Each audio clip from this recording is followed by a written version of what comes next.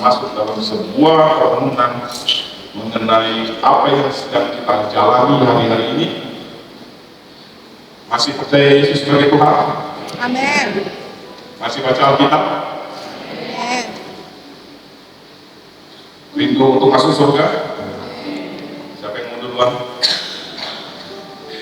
Pertanyaan sulit ya. Selalu rindu mau masuk surga. Mungkin tanya siapa yang duluan, nanti dulu.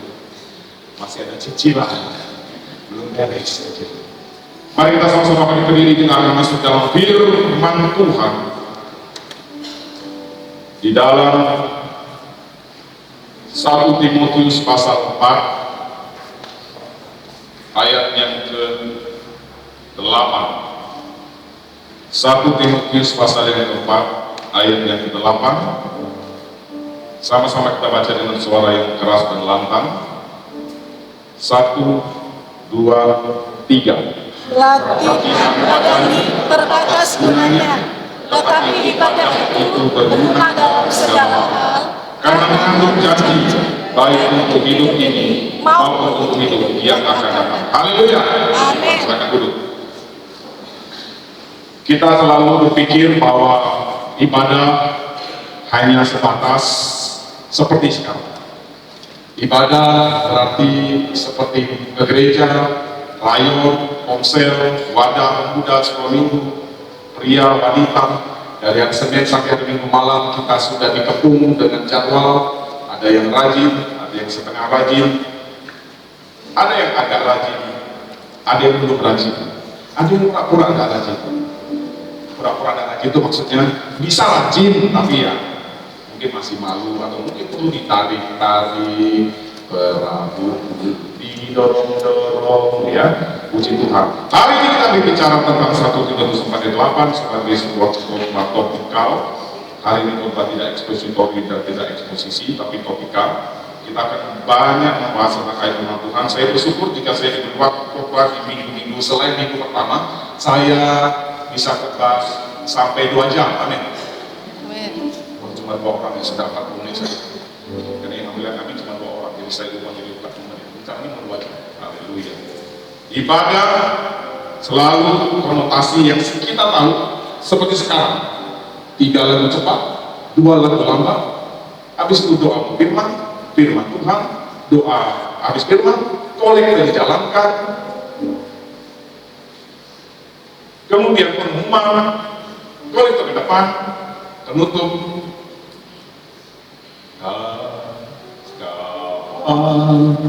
Terima kasih. Amin. Nah, ketika kita mendengar kata amin, lalu pikiran kita berkata apa? Selesai ibadah. Kembali lagi seperti yang dulu. Aku masih seperti yang dulu, yang jadi tupai tetap tupai, yang jadi kijang tetap kijang, yang jadi serigala tetap serigala, yang jadi musang tetap musang, yang jadi burung hantu tetap burung hantu. Nanti besok jam 8:15 sedang belajar doa penyembahan hari Minggu.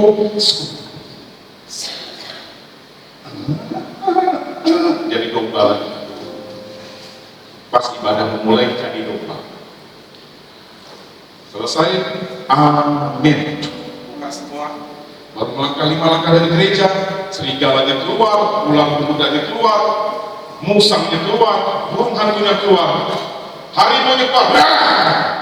Siapa yang menjelajah mobil saya nih? Motor saya kapan dibantu kempes nih?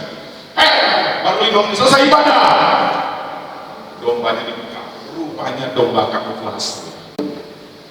Kita mungkin berpikir ibadah hanya sebatas gedung gereja, GPD Gereja Berparlima, dan saya sekarang mungkin lagi sibuk melihat HP, terlihat dari wajah-wajah yang menunduk ke bawah, karena saya minta suruh baca Alkitab di HP. Yang tersinggung itu saya kasih, karena Tuhan berbicara tidak seperti zaman Musa.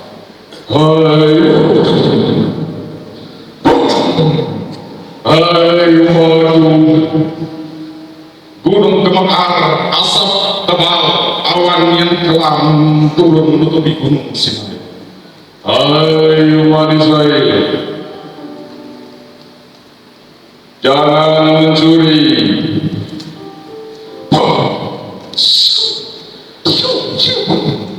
Jangan membunuh.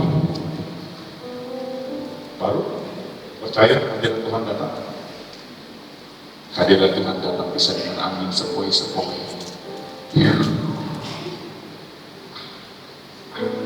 Sekarang Yesus selamanya Yesus. Terus samping nama Yesus.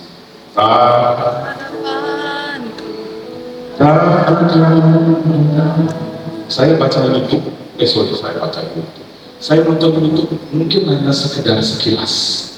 Mantan dukun, mantan pemuja setan, dia ngomong begini, bahkan setan sekalipun tahu Tuhan Yesus Kristus itu yang paling maha kuasa, mereka takut dan menentang. Orang Kristen, termasuk saya juga gitu, kadang-kadang beribadah dengan santai dan tidak mengurangi rasa hormat. Saya boleh berkata, kadang-kadang tidak menghormati hadirat Tuhan. Setan, iblis, beruang kutiara, opekui, opui, angkui, mekui, lain. Tapi kalau lihat, Jesus, go! Jangan usir saya Tuhan, Yesus, anak Allah yang tinggi. Apakah kami mau dilempar ke jurang maut sebelum waktunya? Yesus bilang, pindah ke babi. 2.000 ekor babi dikali 1.500.000. Berapa satu ekor babi sekarang? Dan itu bisa babi. 2.000 kali 1 juta aja. Berapa? 2 miliar. Harga jiwa orang gila di hadapan Tuhan 2 miliar. Apalagi kita yang tidak gila. Karena amin. Amin. Bisa ditukangin untuk Tuhan Yesus. Gimana? Latihan namanya terbatas tunanya.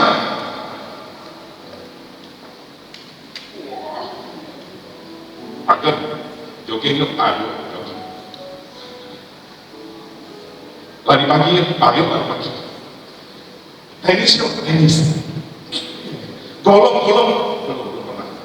Tembak pernah. Di lapangan paskas. Saya tembak Pak mengikuti guru. Jangan kira siap. Ini kalau kenapa mati tidak? Bukan cuma mati, macam kalau dalam makin berdepan saya. Istri saya lagi hamil Gisel. Gisel belum melahirkan. Gisel belum dilahirkan ya 2011. Saya mikir jangan sampai pemimpin tidak ada. Latihan badan terbatas pun. Berarti ada gunanya? Ada. Jangan diputar ayat ini, lalu mulai hari ini jemaat GP3 terima gara-gara takut masalah, tak mau olahraga. Percuma kau latihan badan. Sebab pendeta bilang tak guna. Saya bilang tak guna. Saya tak bilang tak guna. Firman Tuhan bilang apa? Terbatas. Yang keras. Terbatas. Ada gunanya? Ada. Terbatas. Udah mau 80 tahun. Yang badan kayak strek kayak tepat. Amin suara sendiri masih hidup ya? Saya lihat sekarang dia sudah ya, karena usia semakin menua, waktu semakin bertambah. Bahkan kemolekan itu bohong, kecantikan sia-sia. Kita boleh ke Afrika Utara. Afrika Utara sih Pak? Korea, iya Korea demonstrasi dan Korea. Afrika Utara, ke Zimbabwe itu operasi plastik. Boleh cantik, menor, seksi, bongkok, bening, kaca, kaos kaca, skin care, mouth care, lips care, hair care, terserah. Tapi nanti udah umur 70-80 tahun, kata Amsal pasal 31 bilang apa? Sebab kecantikan itu bohong, kemolekan itu sia-sia. Raja Salomo yang ngomong, saya percaya kalau kita ketemu di pinggir jalan, dia bilang kecantikan itu bohong. Ente siapa? Istri yang punya. Kalau Salomo yang ngomong, saya percaya. 1000 men, 1000. 3 tahun perlu ketemu 1 putaran. Kalau dia mutar, konon menurut cerita Alkitab, 1000 itu hanya hadiah sebagai politisasi dari kerajaan Salomo mencakup kerajaan yang lain, dapat upeti atau sebagai lambang persahabatan, dan tidak semuanya dia berdaya. Ibadah badani, latihan badani terbatas Tuhan, tetapi ibadah itu berguna dalam satu hal. Berguna, sama-sama kita baca. Berguna dalam everything. We are 2 weeks to speak English with my friend from Austria. 2 weeks every day. So my lips every day speak English, speak. Karena dia sudah pulang ke Austria, jadi tidak ada lagi kawan ngomong speak conversation. Padahal tensi saya amburadul juga, grammar juga kalang kabut. Kawan bule yang paling duduk di sini itu dia bilang gini, Pastor John, no problem, me too, I Levo. Dia heran dengan tensi seorang Indonesia, ciami banget, apalagi Mrs. Alicia dan Filan ya. Kalau dia ngomong speak English, how are you doing now? Dia ngomong sama saya, how you doing? Baik, oh sen lah, kita ngomong pakai bahasa Inggris, elok emosi lah, enggak juga, kita ngomongnya pakai loket yang di Inggris-Inggrisin. Jadi segala hal, every kind, useful, you know useful, bermanfaat, okay? Bermanfaat. No, speak English. Can you tell me you can read the Bible? In this verses in English, you have the King James Version, you can read it for me, for us. Okay, speak English sekali-sekali ngomong Inggris ya, walaupun kata ada guru dosen Inggris jangan dihibah kita salah ngomong. Ya, tolong Mr. Daniel, can you read it in English King James Version about latihan berdani terbatas gunanya, latihan berdani terbatas gunanya. English is that? Okay. English. For while bodily training is of some value, Yes. godliness is of value in every way, as it holds promise for the present life and also for the life to come. Thank you. Our thing now is about godliness, not godliness. Bukan garis-garis Tuhan. No. Basic wordnya, kata dasarnya dari godly. Ibadah dalam bahasa Inggrisnya di 1 Timotius pasal 4 ayat 8. Lagi belajar, nanti katanya saya tinggal ke sana. Ini kan boleh ya, gratis kan? Ini kan gratis ya. Katanya mau pindah ke sana pelayanan buka cabang BPD dengan cabang Austria. Puji Tuhan ya. Siapkan paspor Bapak Ibu, nanti saya ajak musik, saya ngomongnya. Siapkan paspor. Nanti kalau saya ajak musik nanti kemana? Terus sorry kata Bro Daniel bilang, I have not a passport. You have passport? Yes, okay. Ibadah itu berguna dalam segala. Ibadah dalam bahasa Inggris godliness.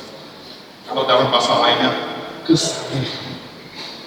Jesus image, Christ image, Christ like, godliness, kesalehan. Ibadah dalam perjanjian lama yang kita lihat. Kejadian 2 ayat 15. Ada satu yang unik yang perlu saya sampaikan di depan Bapak Ibu Saudara-saudara. Kejadian pasal 2 ayat 15. Saya langsung baca saja, tak menunggu LCD karena waktu. Tuhan Allah mengambil manusia. Boleh sama-sama baca dengan saya. 1, 2, 3. Kejadian 2 ayat 15. Tuhan Allah mengambil manusia itu dan menempatkannya dalam taman Eden untuk mengusahakan dan memelihara taman itu. Oke, anggap saja saya sudah lama di luar negeri, jadi ngomong agak sedikit hello. Mengusahakannya, untuk mengusahakan dan memelihara taman itu. Terlintas bahasa ini adalah bahasa yang biasa. Oh, mengusahakan. Oh, dia kita kerjakan taman Eden, pelihara rawa supaya everything's okay, and grow up, the plants, many, everywhere, and the animals come to here. Kita main around here, yang there, okay, no problem. Saya kaget waktu ada barang gratis, dia bilang, This is gratis. Oh yeah, no, I know gratis. What? In Spain language, gratis is gratis. Oh. Nanti Bapak Ibu kalau ke Spanyol, ada barang gratis. Tapi ini gratis, benar. Sama dengan bahasa Indonesia. HP itu untuk istri itu tercinta. HP gratis. Yes, gratis. Senyorita, senyorita, gratis. Saya cari nanas. Nasi goreng, nasi goreng, nasi goreng, bakso, bakso, ya kan? Saya ingat Barack Obama waktu USA ngomong gini waktu ke Indonesia, dia suka ngomong bakso, bakso, nasi goreng, apalagi sate, sate. Waktu kita kasih nasi goreng, tiba-tiba ada potongan nanas di menunya. Oh, I know nanas. What? Nanas ditunjukkan di HP-nya. Semua bahasa di Eropa, nanas itu nanas, tapi bukan nanas, ananas. Hanya bahasa Inggris yang aneh sedikit, pineapple. Bahasa Jerman, bahasa Austria, bahasa yang lain ananas. Wah, sama. Berarti kita sebenarnya memang satu keluarga besar. Ya. Dalam Kejadian 2 ayat 15, kata mengusahakan, semuanya perhatikan simak baik-baik. Saya khawatir kalau Bapak Ibu melem sedikit, tidak ngikut. Tuhan Allah mengambil manusia itu dan menempatkannya dalam Taman Eden untuk mengusahakan dan memelihara taman itu. Dalam bahasa asli tulisan Ibrani pakai kata abad atau abad. Abad dari kata nomina, kata kerja, kata bendanya. Avoda. Avoda sama kalau tulisan Ibrani mengenai ibadah. Kawan-kawan kita, saudara-saudara kita sekutu, suka ngomong begini, melakukan perbuatan baik adalah ibadah. Betul? Kan Salim ini sekutu kita tetangga kita ini, dia bilang ibadah. Kejadian 2 ayat 15, kata mengusahakan dalam bahasa asli Ibrani avoda, kemudian nanti akan ditransliterasi menjadi bahasa Arab ibadah, bahasa kita ibadah. So, ibadah dalam bahasa Ibrani avoda artinya ibadah, kebaktian, bekerja, pekerjaan, pelayanan. Keren.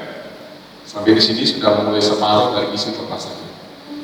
Jadi Bapak Ibu, ibadah tidak hanya sebatas Bapak nunggu minggu depan ke gereja jam 8, pakai kulit domba, nanti pulang lepaskan dari kulit asli.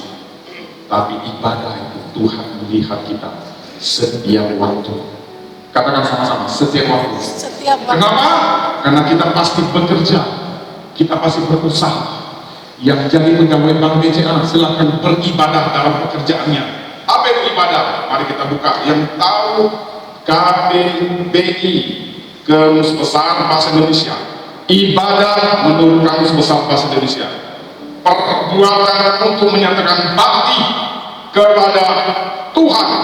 Saya ulangi, ibadah menurut Kamus Besar Bahasa Indonesia. Bisa jadi membuktikan apakah saya bohong atau benar. Perbuatan untuk menyatakan bakti kepada Tuhan yang didasari ketaatan, mengerjakan perintahnya dan menjauhi larangannya. Itu ibadah menurut Kamus Besar Bahasa Indonesia. Ibadat avoda, abad, itulah menjadi tulisan Ibrani mengusahakan. Jadi dari akar kata Ibrani avoda, ibadah, itu artinya worship, pengabdian, penyembahan, ibadah sendiri, pekerjaan, pelayanan. Keren. Jadi everything, all we done, all we have to do every time, there is ibadah. Ibadah tidak hanya stop sampai jam 9.30, jam 10, stop sampai depan pintu begitu, nanti kita tidak ibadah lagi dari hari Minggu pulang gereja sampai minggu depan jam 8. Karena kita punya pemikiran yang keliru, kita mulai tidak sungguh-sungguh merasa Tuhan memperhatikan kita, sehingga kita kerja sembarangan, kita sekolah kuliah sembarangan, kita berusaha buka toko berdagang sembarangan, bahkan kita mungkin membawa batu sandungan bagi nama Kristus. Saya rindu suatu saat, dan itu sudah terbukti. Beberapa waktu lalu ada anak Tuhan tanya, Pak, saya punya tersandung masalah pengadilan perdata. Bisakah Bapak merekomendasi pengacara? Ada, saya kirim. Pak, saya butuh mobil secara terang 5. Saya ingat ada Pak Asin, ada Pak Giri, Kristian. Ini nomornya. Pak Pendeta, saya butuh laptop. Saya mau tanya, sama tanya dia, laptop fresh atau laptop second? Oh, second, oke, ada Excel komputer. Dia datang sore. Dimanapun Tuhan tempatkan kita berada, itu adalah ibadah. Sama-sama katakan amin. Amin. Karena ibadah itu berarti pekerjaan, pelayanan, dan ibadah itu sendiri. Kalau kita baca Alkitab ini, kata ibadah dalam bahasa Indonesia cuma satu kata, ibadah saja. Mau 1 Timotius 4, Ibrani 9, Yakobus 1:27, Roma 12 ayat 1. Ibadah. Padahal ada 3 pengertian dalam bahasa Yunani terjemahan baru yang mengartikan suatu kata ibadah. Kita akan masuk ke kedua. Mari fasten your seatbelt. Oke, kita buka langsung. Arti ibadah menurut kamus bahasa Indonesia tadi adalah bakti kepada Tuhan dan melakukan kehendaknya. Itu saya ringkas. Melakukan kehendak berarti menjauhi larangan dan melakukan kehendaknya. Betul? Saya ringkas, melakukan kehendak Tuhan. Amin. Melakukan kehendak orang tua. Artinya apa? Kalau orang tua larang, kita jauhi. Betul? Jangan dibalik. Karena sekarang kan keren ya. Makin dilarang, makin jangan lihat ke bawah. Ada kan film-film lucu yang di YouTube. Ada besar-besar. Jangan lihat ke bawah. Apa yang terjadi sama orang-orang yang lihat di jalan itu? Makin jangan lihat ke bawah. Kan kentung kepalanya. Rupanya di sini ada lihat. Betul? Manusia kan gitu ya. Semakin jangan lihat ke kiri. Makin keras. Jangan lihat ke kiri. Makin penasaran. Ada apa sih? Allah, rupanya di sini ada arang hitam ya kan. Si pelawak itu kan gitu. Kita kasih tahu jangan lihat ke kiri. Jangan lihat ke atas. Dosa-dosa tulisannya. Ini ada lubang. Jangan lihat ke atas. Jujur, ingin lihat nggak? Makin. Jangan lihat ke atas, tahu masuk lubang. Kayaknya itu potret alami banyak manusia. Semakin dilarang, semakin penasaran. Anak muda, jangan pegang tangan kalau pacaran. Makin jadi pegang tangan, bukan cuma pegang, lemes. Anak muda sedikit. Ibadah memiliki 3 pengertian. Kita mulai dari Roma pasal 12. Ibadah dalam bahasa Yunani memiliki 3 pengertian. Memiliki menawarkan dimensi unik dalam memahami makna ibadah dan bagaimana kita berrelasi dengan Tuhan. Saya ingin sebuah firman Tuhan ini disampaikan. Mulai hari ini kita memiliki pemahaman yang baru dan mendalam tentang makna ibadah. Ibadah berarti berbakti kepada Tuhan dan melakukan segala kehendaknya. Artinya, kalau dia larang, jangan mencuri, jangan mencuri, jangan berzina, jangan membunuh, dan melakukan perintahnya. Apa perintahnya? Banyak, mengucap syukur dalam segala hal, lakukan. Bersukacita senantiasa, lakukan. Berdoalah terus, lakukan. Ampuni, gampang. Ampunilah orang yang bersalah kepada seperti Tuhan mengampuni kepada kalian yang bersalah. Doa Bapa kami ditutup dengan ditutup dan ampunilah kiranya orang hamba kepada orang lain sebagaimana mengampuni. Lakukan. Kita lihat di Roma pasal 12 ayat 1. Sama-sama kita baca. Roma pasal 12 ayat 1. 1, 2, 3. Karena saudara-saudara, demi kebenaran Allah, Aku menasihatkan kamu supaya kamu mempersembahkan tubuhmu sebagai persembahan yang kudus dan yang berkenan kepada Allah. Itu adalah ibadah Setuju. Topikal hari ini khotbah tentang ibadah. Kita garis bawahi. Kita ketemu kata ibadah. Ibadah yang seperti apakah sifat dari ayat Roma 12 ayat 1? Kita masuk ke dalam bahasa aslinya latreio, atau bahasa biasanya orang bilang latreia. Itu sebutannya ibadah. Nah, latreio menjadi akar kata liturgi. Udah mulai nangkap. Ibadah dalam Roma 12 ayat 1 adalah ibadah yang bersifat liturgia. Seperti sekarang kita lagi kebaktian. Kebaktian dari kata dasar bakti. Bakti ada dalam terjemahan definisi ibadah. Ibadah adalah menurut Kamus Besar Bahasa Indonesia adalah tadi apa tadi? Perbuatan bakti kepada Tuhan. Betul? Menjauhi larangan dan melakukan perintahnya. Dari kata bakti menjadi kebaktian. Zaman dulu kita jarang dengar kata ibadah minggu pagi. Ingat orang-orang tua kami di sini di waktu jemaat bilangnya apa? Kebaktian minggu, kebaktian raya. Sekarang jadi di spesifik milenial jadi ibadah. Ibadah, kebaktian sama. Bahasa Inggrisnya service, juga service of God.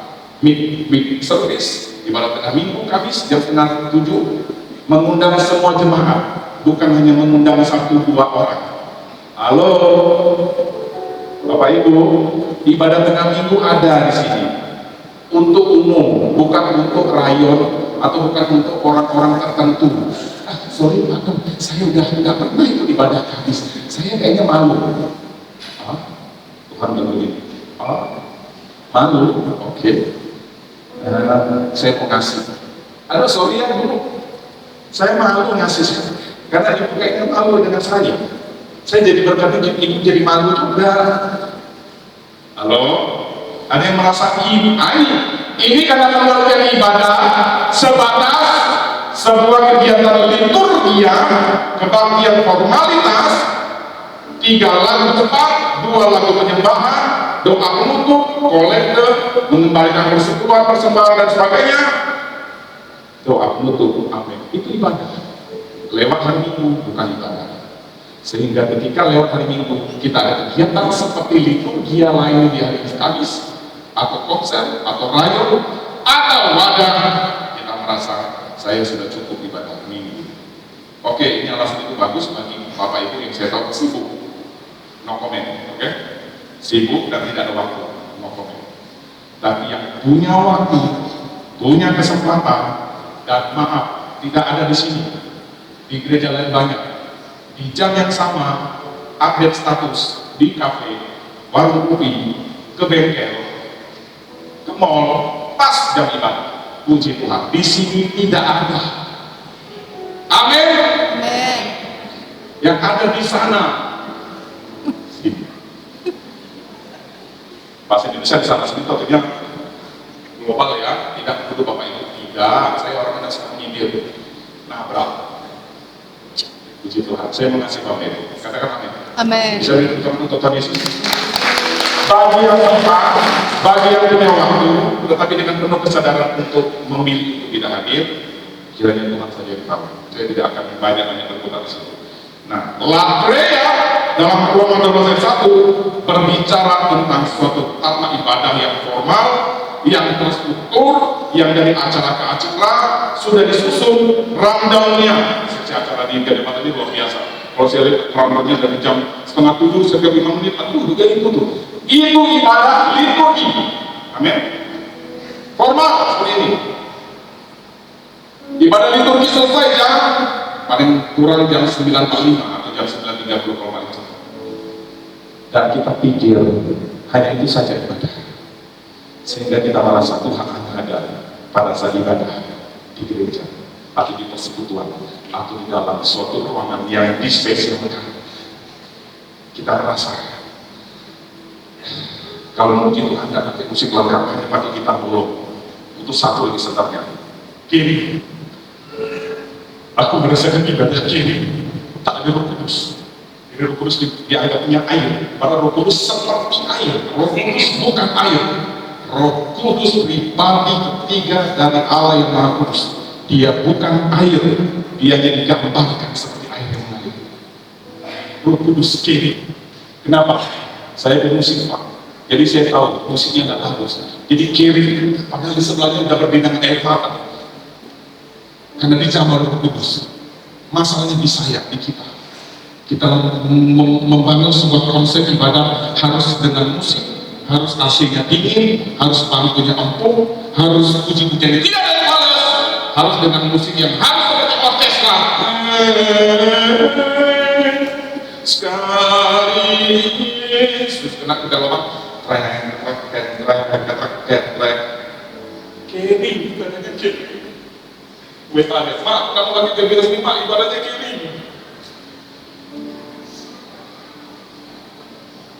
Yesus berkata dalam Yohanes, ketika roh itu mengalir dalam hatimu, ia akan memancar seperti aliran-aliran air. Betul? Yang memancar terus-menerus.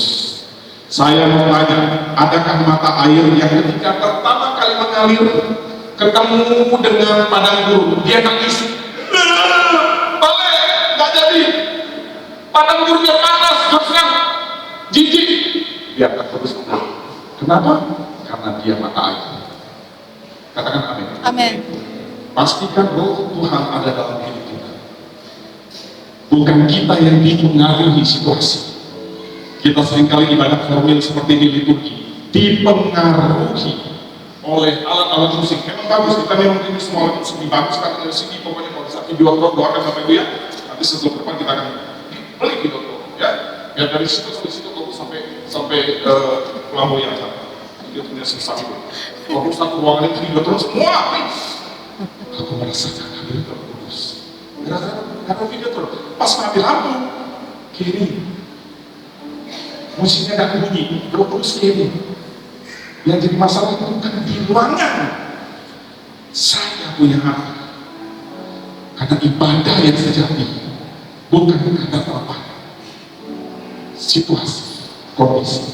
Kalau itu ibadah itu dalam konotasi lapre. Makanya dalam Roma 12 terus menuliskan, ayo persembahkan persembahan hidup. Dia tahu, karena kalau dia hidup berarti seperti mata air, betul? Kalau dia mati berarti bukan mata air, air mata. Apa beda mata air dengan air mata?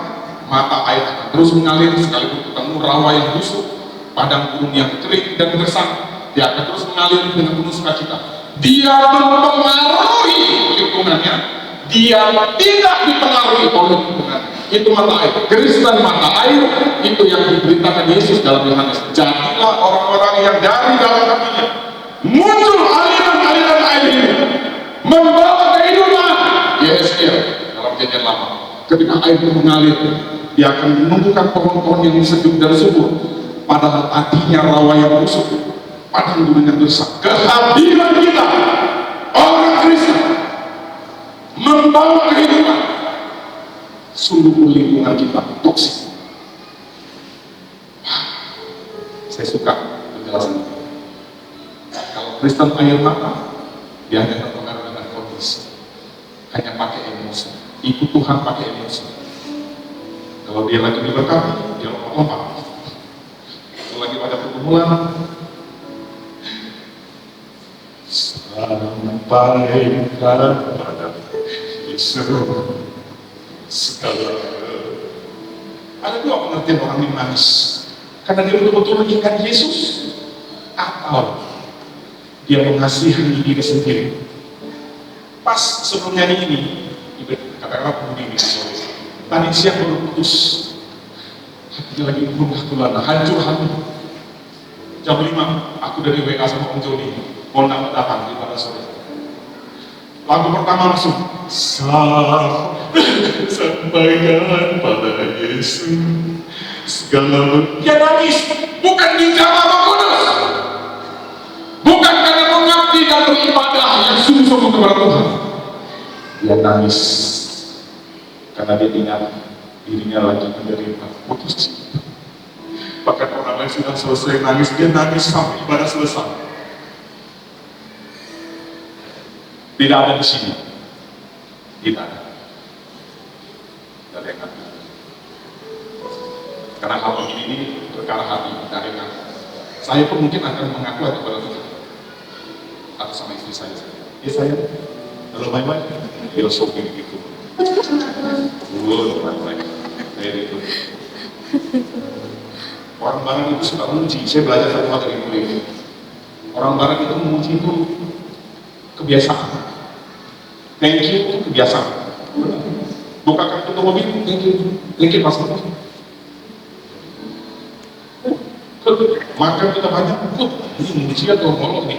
Makan banyak kan betul. Makan gak habis dengan. Kalau saya diajarkan sama orang tua saya untuk menghabiskan makanan satu tutup nasi terakhir. Suatu saat saya ngajak mulai ini sama ya, beberapa orang ini makan. Pokoknya dijajalin segala pisang goreng, serikaya, nasi goreng, apa sih? Aku lihat bukan di merah, kasih budak masa kita. Budak ini masih dah kenyang ini. Dia dah pelan-pelan makannya. Oke, stop dong, stop.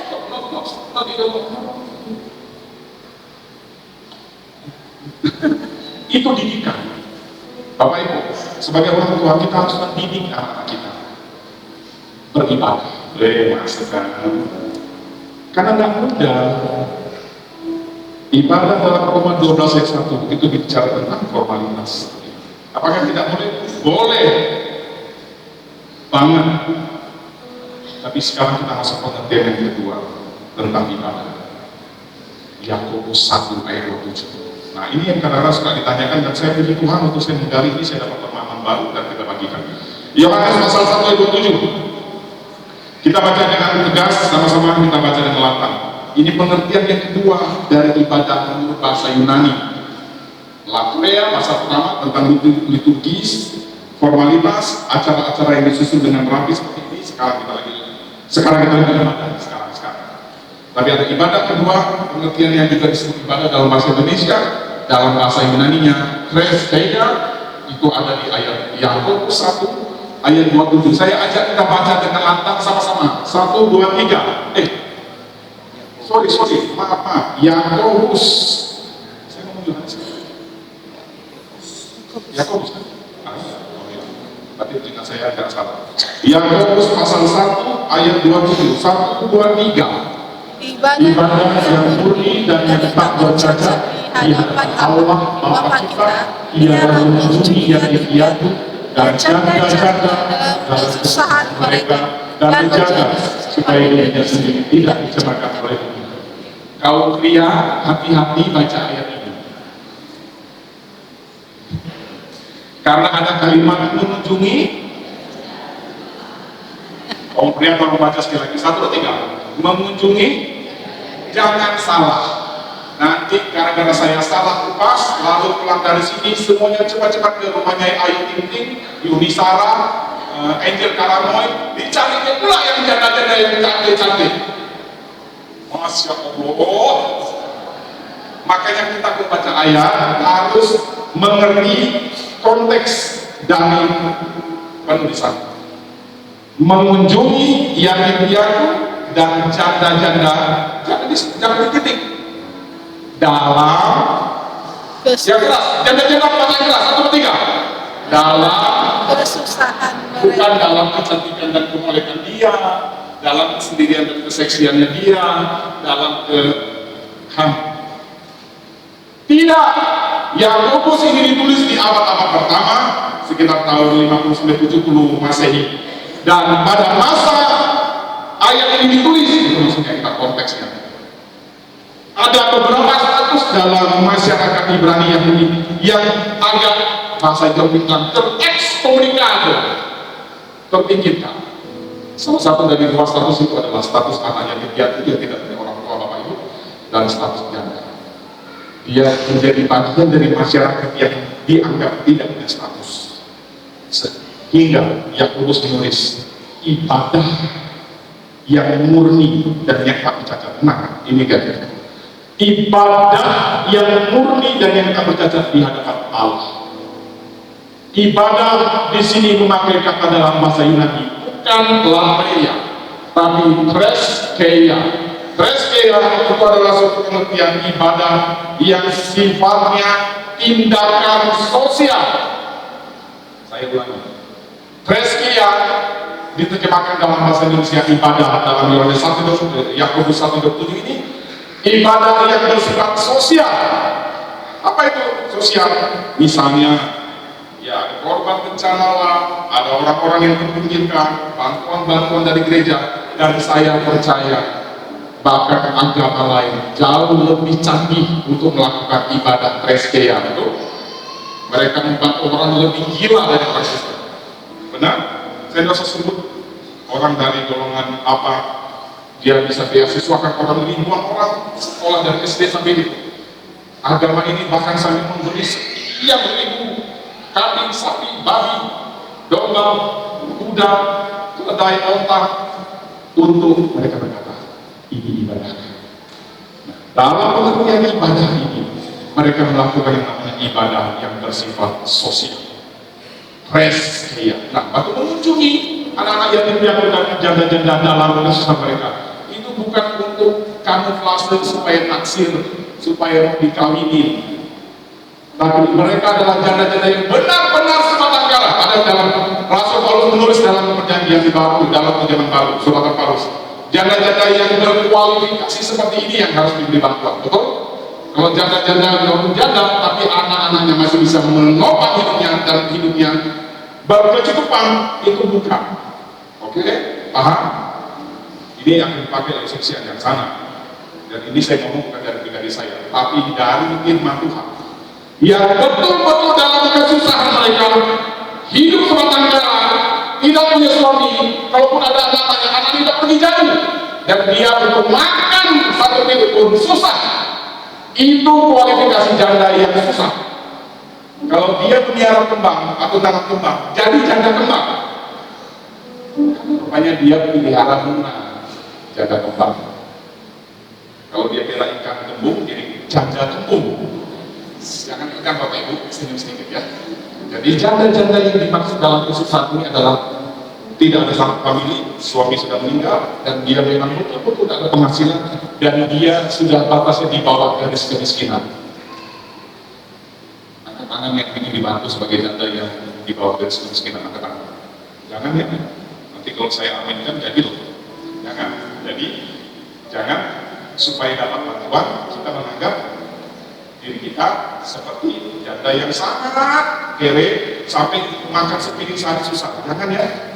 Jangan, karena ada beberapa sekolah kasih beasiswa untuk anak yatim piatu dan dapat surat kemiskinan. Lalu Pak Pendetanya ngomong begini, "Loh, saya tahu ibu di rumah aja motor dua, anaknya punya satu.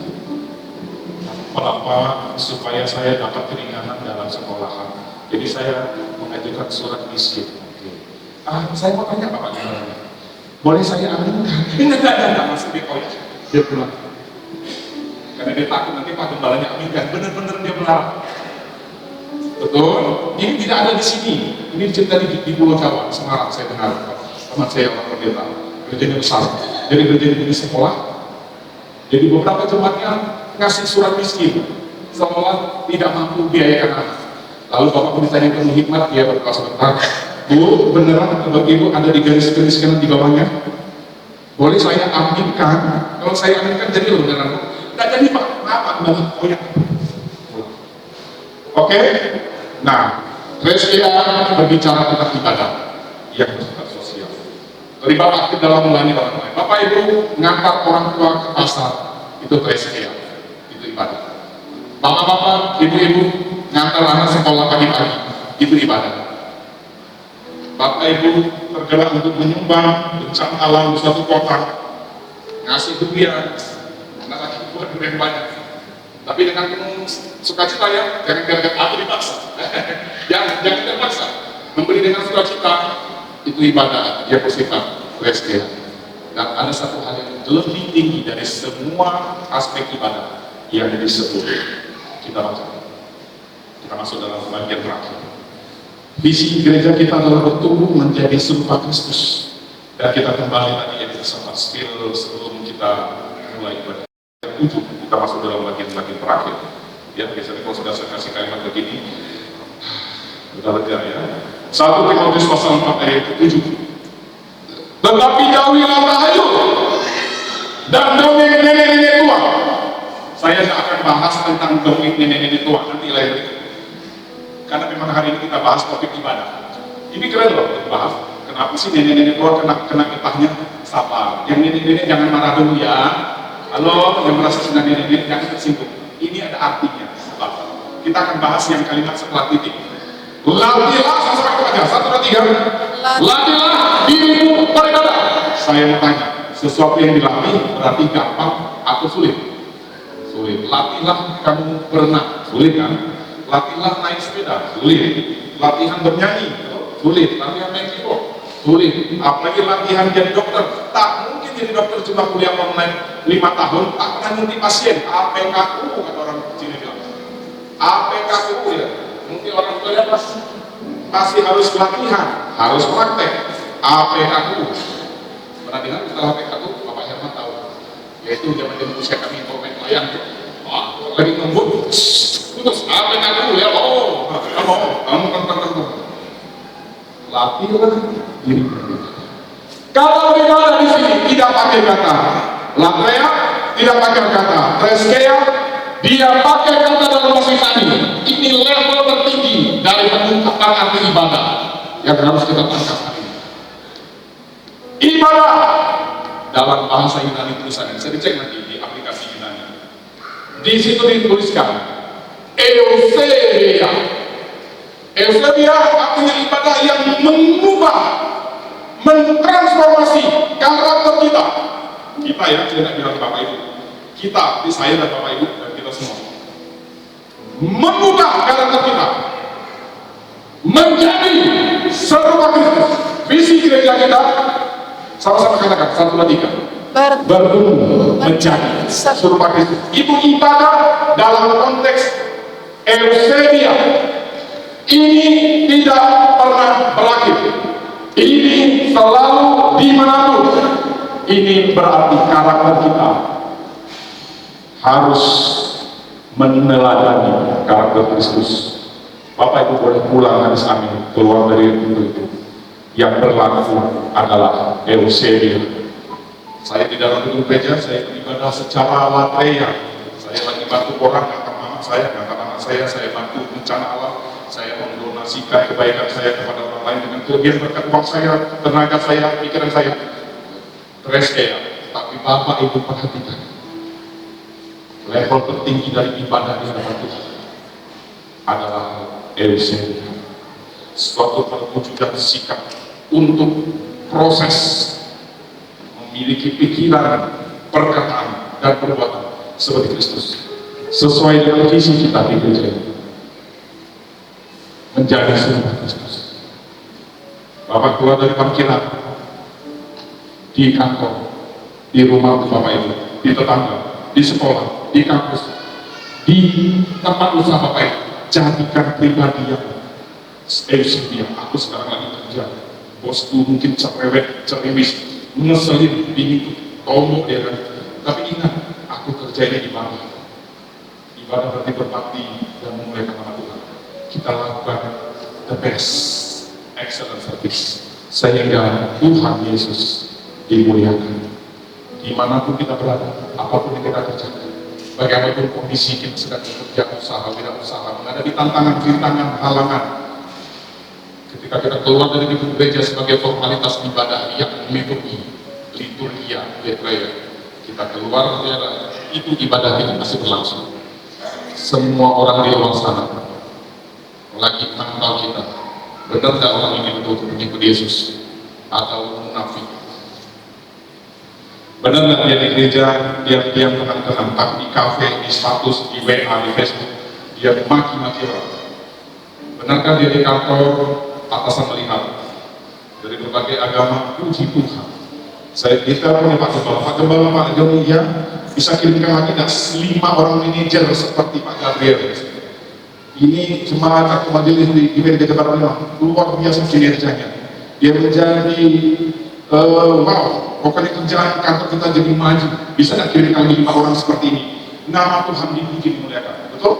Atau kita mau seperti ini? Jangan di situ, Pak. Ini siapa orang ini, Pak ya? Pak Alhamdulillah nih provokator nih, malas kerja, tukang ngomel, kritik, besak-besak, kerja tak ada. Jemaat siapa nih? Malu saya. Tapi gimana juga? Jemaat saya Pak, nanti saya jemput ya Pak ya, nanti saya bina lebih lanjut. Ya, kalau tidak bisa dibina, ini binasakan. Nggak ada, itu nggak ada kan? Siapa yang ingin? Ini temannya siapa nih? Umat kita ini. Jemaat siapa nih? Oh, seksual ekonya sama Pak Yoki sama Pak Renat. Luar biasa ya, kantor saya, dagang saya maju ini. Bisa nggak kita bikin 50 lagi? Oh ada, anak-anak muda ada Daniel, ada Abi, ada Rita. Saya kira sekarang Pak, gajinya berapa? Terserah Bapak lah. Oh ya, saya berikan 50 Pak. Oh mantap, ada Pak Panji juga dari Rasul. Ini anak orang begini ya, iya. Pengikut Yesus, nah ini yang paling saya senang. Pengikut Yesus ya, iya. Beda ya dengan yang bukan pengikut Yesus. Tuh, nama Tuhan Yesus dimuliakan. Eusebia menjadi ibadah kita yang level tertinggi karena karakter Kristus dalam hari-hari kita. Dan ini yang sangat sulit untuk kita jaga. Karena kadang-kadang Tuhan tidak lihat, pendeta tidak lihat, keluarga tidak lihat, cuma kita sendiri. Disitulah kualitas ibadah Eusebia yang serupa dengan karakter Kristus. Bukan sekedar formalitas acara, puji Tuhan saja, tapi menjadi gaya hidup. Your lifestyle, your character, sehingga nama Yesus dimuliakan.